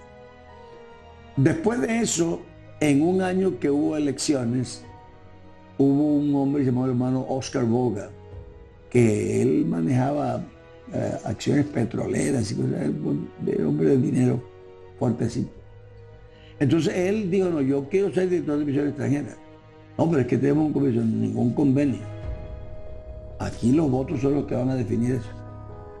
Entonces hizo una campaña a favor de su candidatura, pero descaradamente, y en contra de que ese canadiense estuviera ahí. Lo que sucedió es que él ganó las elecciones y el canadiense perdió. Los canadienses, al ver que no se habían cumplido las condiciones iniciales del acuerdo, deciden separarse de los estadounidenses y una nueva discusión surgiría de esta separación. ¿Con quién debían quedarse los colombianos? Yo recuerdo que llegué a la iglesia ese día y la hermana Larsen tenía una carta en la mano y la encontré como llorosa. Yo tenía como 15 por ahí. Y bueno, hermano, ¿qué le pasa? Digo, oh, hermano Álvaro, esto es un día muy difícil. Entonces tenía una carta que ese director de misiones decía que o se iban con ellos o los iban a echar. Entonces ella decía que el hermano Larsen no podía hacer eso porque lo mandó aquí los canadienses y trabajaba con el hermano Sters, que era el director de misiones. El hermano que sustituyó al hermano Sters, que fue el hermano Oscar Boga, vino a Colombia por primera vez y le dijo al hermano Larsen, go home, vete para la casa. Y el hermano Larsen le dijo, tú que vienes la primera vez a Colombia, me vienes a decir a mí que tengo 30 años de trabajar y que me vaya para la casa, tome la licencia. Le entregó la licencia. Él tenía licencia del Canadá y licencia de los Estados Unidos. Al ver que el hermano Larsen le renunciaba, Bouga nombraría a Domingo Zúñiga como presidente de la iglesia, una decisión ilegal, ya que ante el Estado colombiano, Werner Larsen era el representante. El propósito era desplazar al hermano Larsen, porque el hermano Larsen era el hombre más respetado, más estimado, era el pionero de la iglesia en Colombia, porque era el único que tenía 30 años de estar trabajando seguido aquí. Los creyentes colombianos también mostrarían su desacuerdo, no solo con la decisión, sino también con la forma en la que había sido tomada. La discusión fue grande de qué hacer. Como no se llegaba a un acuerdo, el hermano Bouga fue el que propuso que entonces se le diera la autonomía a los colombianos y que los misioneros quedaran como asesores. El problema radicaría en la función de los asesores, quienes no tendrían la misma influencia organizacional que antes. Una propuesta que tampoco sería bien recibida por los misioneros Thompson y Morley, quienes habían sido enviados a Colombia por la misma Junta Misionera de los Estados Unidos. Hermano Thompson y hermano Morley, que representaban a los americanos, hicieron tolda aparte, se separaron de la iglesia y obviamente que los colombianos quedamos con lo que teníamos. El hermano Larsen, a pesar de haber renunciado a la membresía estadounidense, continuaría trabajando con nuestra iglesia desde Barranquilla, pero esta vez como consejero de la Junta Nacional, que quedaría conformada por líderes colombianos. Eso duró hasta los años 70, cuando ya se organizaron los distritos, y cuando se organizaron los distritos también se organizó el consistorio. No obstante, pese a la nueva estructura organizacional, el hermano Larsen decidiría regresar con su familia al Canadá a los pocos meses. Yo le dije, ¿por qué se va? Si aquí todos lo amamos y lo respetamos, lo necesitamos, queremos que no se vaya. Entonces él me dijo una cosa que a mí me pareció rara en ese entonces, pero que ahora entiendo que es así. Dijo, el misionero es como el andamio. Una vez que el edificio está completado, pues el andamio se retira. Y así es. Luego de 33 años como misionero, Werner sentía que su labor en el país había terminado, habiendo dejado establecida una iglesia sólida y creciente. Fue un hombre que predicaba y enseñaba el evangelio. Y el hermano Larsen era ese hombre que predicaba el evangelio, que predicaba a Jesucristo y su calvario constantemente. Una vez de regreso a Canadá, el hermano Larsen se establecería en Montreal con su familia, sin perder nunca el contacto con la iglesia en Colombia. Era muy frecuente que recibieran cientos de cartas de parte de los creyentes colombianos, en donde les mantenían al tanto de la obra en el país. El hermano Larsen finalmente moriría el 20 de septiembre de 1972 y la hermana Falleta en el año 2002. Ella se murió un 1 de septiembre. Mi abuelo murió en septiembre, mi mamá también murió en septiembre y pareciera que ella estuviera esperando que fuera el mes de septiembre para partir, porque justamente el 1 de septiembre falleció. Falleta, antes de morir, también le había pedido a su familia ser enterrada junto a la tumba de su esposo, allí en Montreal. Su funeral fue en Fredericton, en la iglesia de Sunset Drive, que ahí es donde se congrega mi tío Dwight. Pero a los 2 días más o menos fue el entierro aquí en Montreal y trajeron el cuerpo al cementerio de aquí de Mont Royal.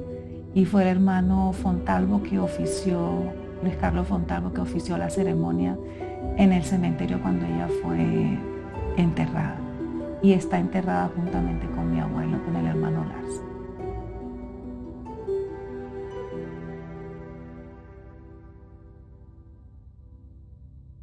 Hay un capítulo en la historia de nuestro país que es poco conocido para todos. Una serie de eventos que no solo afectaron a nuestra iglesia, sino también a todas las denominaciones evangélicas que buscaban abrirse camino en el país.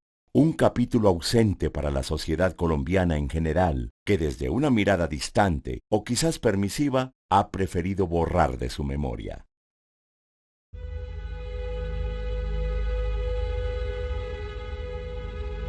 En cambio, sobre esa obra demoledora, ved lo que pretende erigir como principios que nos gobiernen. La libertad de cultos en vez de una razonable tolerancia. La libertad de cultos, error doctrinario condenado por la Iglesia.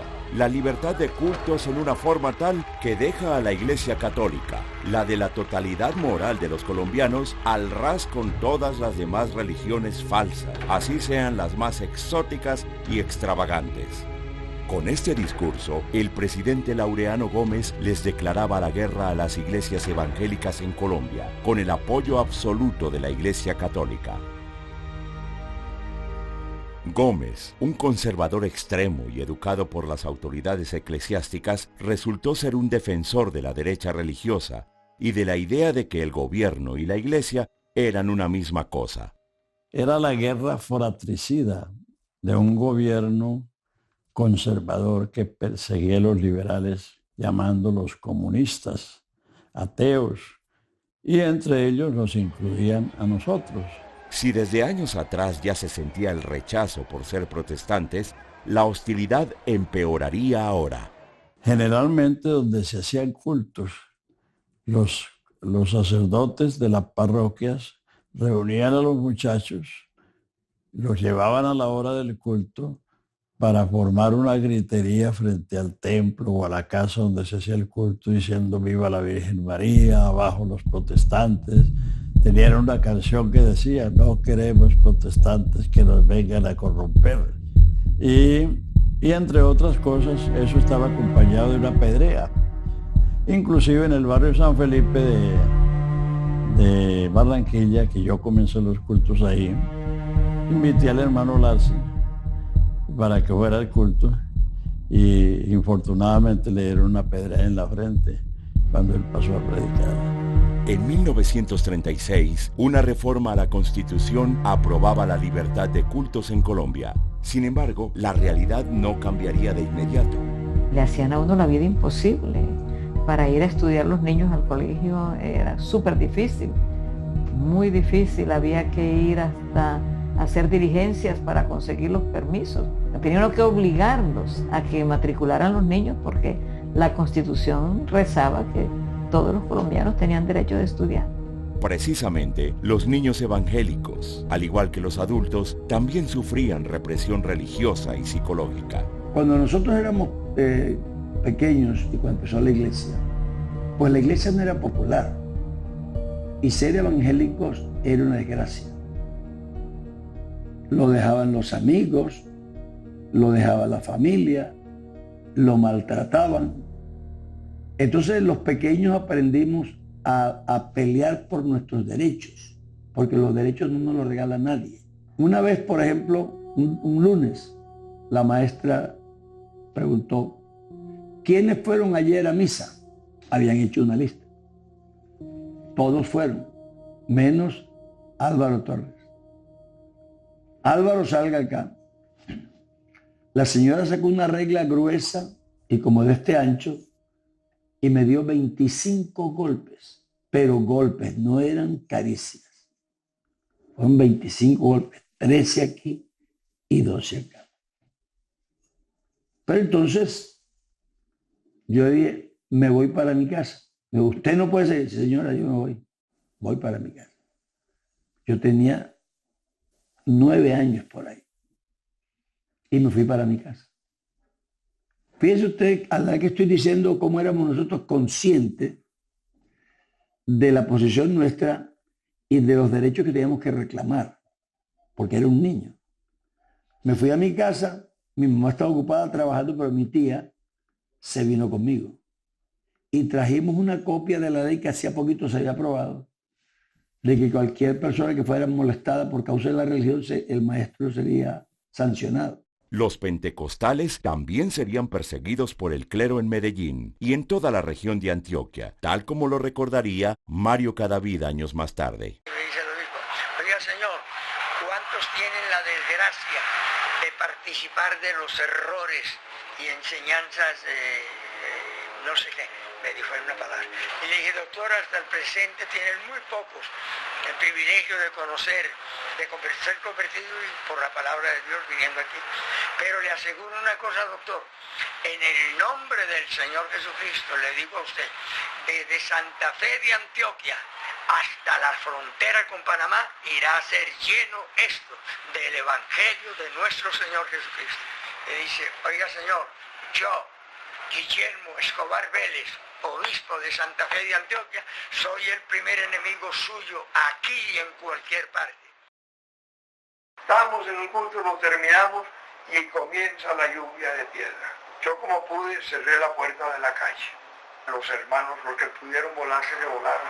Quedamos el hermano Larce, la hermana Larce, mi esposa, Jorge Blanco y mi persona.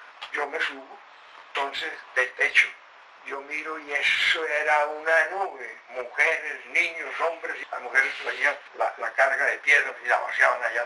Yo cogí una teja, media teja de allá, tiré esa teja y todos se espantaron. Ya se calmó todo. Y la sorpresa grande fue que yo toco la puerta de la calle y la puerta se viene. ¿Qué pasó allí?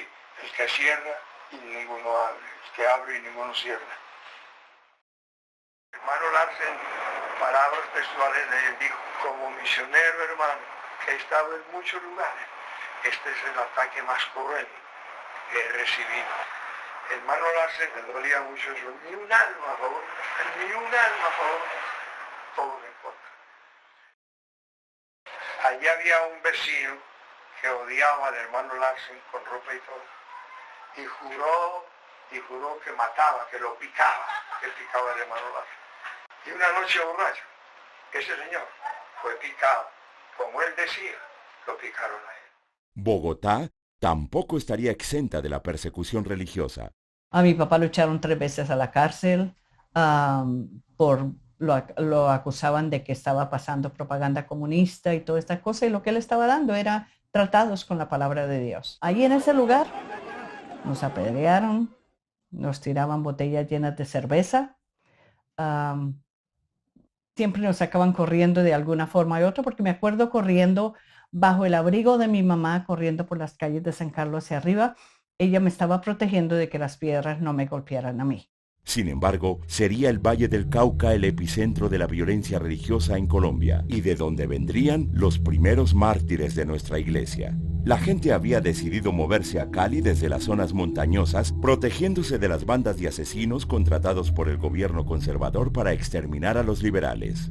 Dentro de este grupo de refugiados se encontraba Eucaris Agudelo, una jovencita proveniente de la Morena Valle y quien sería fundamental en la expansión del evangelio en la región. Eucaris, when she met the Dross, was just a young girl, around about 17. Cherubic-looking, dark-eyed girl. She was from the mountain, La Morena, and she was there in Cali, and one of the earliest people to visit the meetings, brave enough to face all the opposition. Of course, Bill himself had faced looking down a gun barrel many times the threatenings, but everybody was threatened. Al escuchar el mensaje de salvación que predicaba el hermano Drost, Eucaris se convertiría y pronto recibiría el Espíritu Santo, pero allí también llegaría su llamado. Eucaris got it in her spirit that she wanted to go back home and tell her friends and family. Back in the mountain, many were interrelated. She wanted to tell them about the Lord and what had happened to her. This girl was the one that took the gospel way up to the mountain. She walked miles and miles and miles por llevar el evangelio. Sí, oh yes, she was very faithful. Luego de su conversión, Eucaris retornó a su hogar en La Morena para testificar a sus parientes y vecinos, incluyendo a su primo Saúl Ramírez, quien también se convertiría.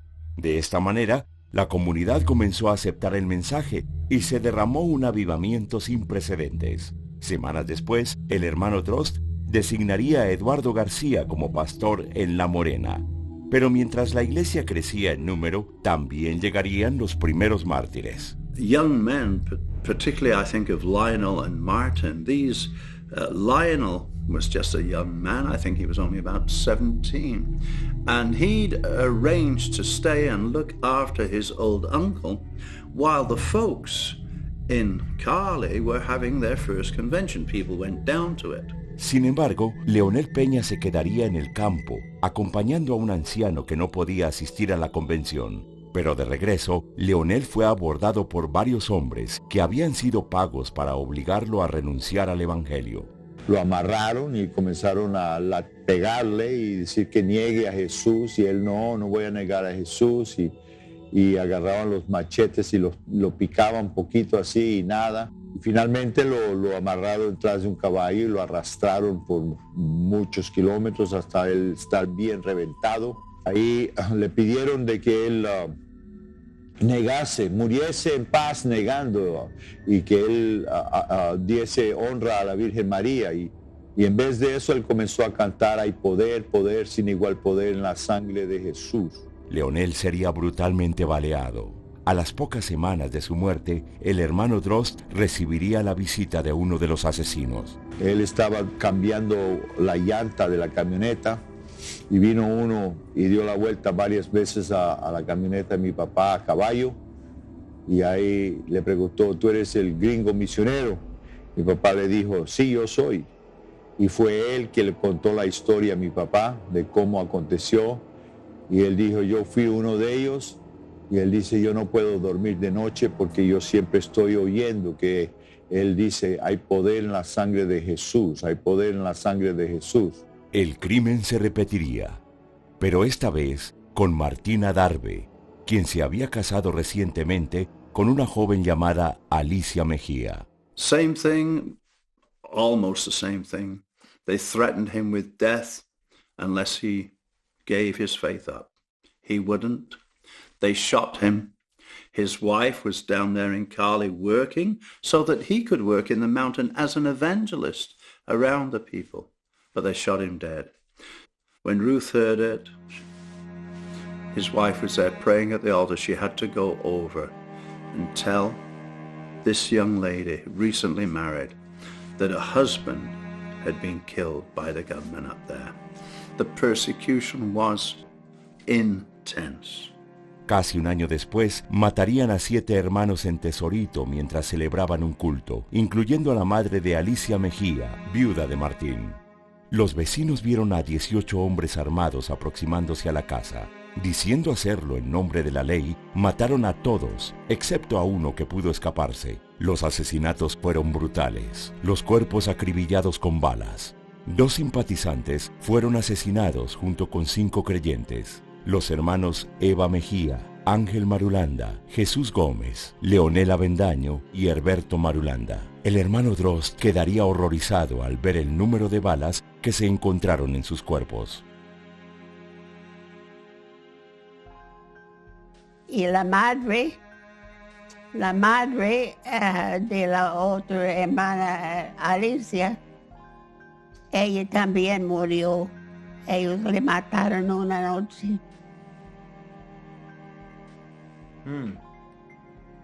Muy triste. Very sad. Con el paso de los días, la persecución crecería cada vez más y sus métodos de tortura serían peores. Yo de niño me recuerdo de lo que ellos llamaban del corte de la corbata, ¿no? Que ellos le agarraban a un hermano y lo amarraban en un palo y le cortaban debajo aquí, le sacaban la lengua y le decían: hable ahora, hable en lenguas. Entonces, por eso fue llamado el corte de la corbata. Y entonces, si alguien no venía y lo ayudaba, acababan se ahogando en su propia saliva. Y me recuerdo hasta mi papá hablando sobre algunas personas, algunas hermanas que estaban en cinta, que les habían cortado la barriga y les habían sacado el niño y les habían maltratado en una forma bastante grave. We don't want to remember that. It was too terrible. Una tragedia similar ocurriría a los pocos meses en la ciudad de Pereira. 8 almas perdieron sus vidas. Uno de ellos, segundo me recuerdo la historia, es que él era un visitante a la iglesia, no era convertido. pero los demás eran parte de la iglesia bautizados en el nombre de Jesús y el hermano estaba ahí ayudando en la obra y vinieron pagados por la iglesia católica. Me recuerdo diciendo que dijeron eso, que los padres le habían pagado para que viniese y matasen los que estaban ahí. Y cuando mi papá fue a recoger los cuerpos en la ciudad de Pereira, solo encontró 8 sacos y en cada saco encima una cabeza, porque los habían cortado de tal manera que no se podían distinguir los cuerpos uno de los otros. Y él hizo todo lo necesario para poder enterrar los cuerpos. Y me recuerdo mi papá diciendo que él fue a la ciudad donde había una fiesta y los grandes líderes de la ciudad estaban sentados ahí, siendo también algunos de los padres católicos estaban ahí, y había una mesa bien grande en banquete y él hizo ruido con un vaso, una botella, no me recuerdo, intentando de llamar la atención a su persona, y después dijo que ellos vencieron y 8 personas habían muerto por el causa del evangelio, pero que un día una iglesia grande del nombre de Jesús iba a haber en esa ciudad de Pereira. Eso no fue fácil. No obstante, en medio de la persecución, Dios continuaría glorificándose a través de su pueblo con prodigios y señales. Ni la violencia política, ni tampoco la violencia religiosa lograrían detener el avance de la Iglesia en Colombia, que en vez de verse disminuida, se vería fortalecida en medio de las pruebas. Una iglesia edificada sobre la roca que es Jesucristo, llevando su palabra por todos los rincones y en medio de una multitud de testigos directos de su gracia. Si trajéramos a la memoria a todos los hombres y mujeres que trabajaron para el Señor, nunca acabaríamos. Pero es Él el mejor testigo del amor y el esfuerzo de todos ellos por predicar su palabra durante estos 80 años. El gestor, el autor y el actor de la obra siempre es el Señor. Y Él se vale de distintos medios para poder realizar sus obras maravillosas y grandiosas. Dios ha sido muy bueno. Ha sido muy grande. La iglesia ha encontrado un desarrollo que ni se lo soñaron. Saber que la iglesia cumple estos años es bellísimo, que Dios ha tenido esta iglesia en sus manos y no ha dejado que desfallezca en ninguna forma. Algún día pues celebraremos eso allá en las bodas del Cordero, juntos. Amén. Jesucristo es el mismo ayer, hoy y por los siglos. Amén. Y lo servimos a Él como el Dios Todopoderoso, el que transforma los corazones. Aleluya. Dios ha estado obrando antes y seguirá obrando después, ¿no? Entonces, lo que tenemos que sentirnos es privilegiados de que somos parte de este plan eterno de Dios con las naciones. Estamos agradecidos con Dios por todos estos años de poder ser testigos del poder de Dios a través de distintas generaciones. That we would pursue our relationship with God and have the red hot passion that He desires us to have to win the souls and do the work He wants us to do in the short time we have left before He comes. Cada persona puede contar una historia de milagros grandes, de cada cosita que Dios iba proveyendo, de cada cosa cada puerta que se iba cerrando y abriendo, cada situación. Lo más lindo de todo esto es lo que el Señor ha hecho en su pueblo. Si uno pusiera al pueblo de Dios a contar las cosas que Dios ha hecho, no habría libros. Qué bueno que la generación ahora que os escucha, observa y mira lo que sucedió, al menos se inspire para poder servir a Dios, que ya las cosas no son como antes, es mucho mejor, mucho más fácil, pero la necesidad sigue siendo la misma, ganar las almas, ganar a los perdidos. Lo que le damos a la juventud es un mensaje, no una obra hecha, porque la obra hecha pues tiene sus defectos. Si la examina los tiene y se puede mejorar, gracias a Dios.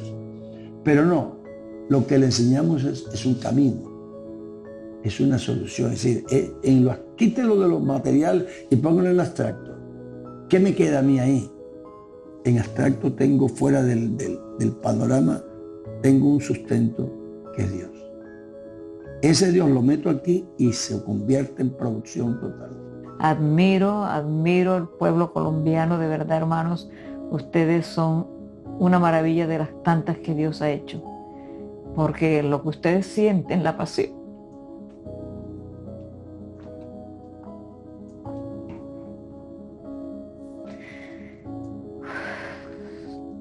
Ir a países tan lejanos y ubicarse en un país tan lejos del suyo, pero llevar en el corazón ese fuego y decir, por favor, vengan, envíen a alguien.